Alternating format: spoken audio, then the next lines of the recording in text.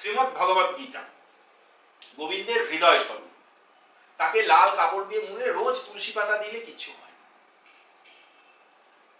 রোজ তুলসী পাতা দিন, পুজো করুন, ঠিক আছে, কোনো অসুবিধা নেই, কিন্তু গীতার একটি কপি নিজের কাছে রাখুন, পড়ুন, তা না হলে কিছু হবে না। এবং সেটা উপলব্ধি করুন। এই এখানে দেখুন একটা কথা বলি, আমাদের একটা চালু কাস্টম আছে না, মানুষ মারা গেলে শ্রাদ্ধের দিন গীতা পাঠ দেয়, সবার বাড়িতে দেখেছেন গীতা পাঠ দেয়। আপনি কাউকে দেখেছেন গীতা পাঠটা শোনে? পুরোহিত এক কোনায় বসে গীতা পাঠ করছে, আর লোকগুলো যে লোকগুলো এসছে তারা ঠিকঠাক খাচ্ছে কিনা দেখে বেড়াচ্ছে, এটাই শ্রাদ্ধবাড়ির চিত্র তো। কিন্তু কেন গীতা পাঠ শ্রাদ্ধের দিন করতে বলা হয়েছে?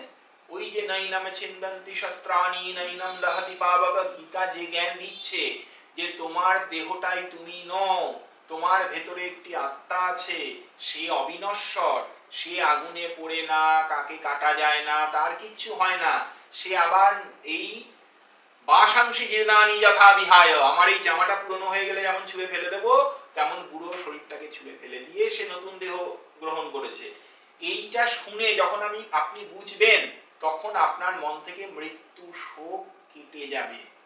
সেই জন্য শ্রাদ্ধে গীতা পাঠ করতে বলা হয়েছে।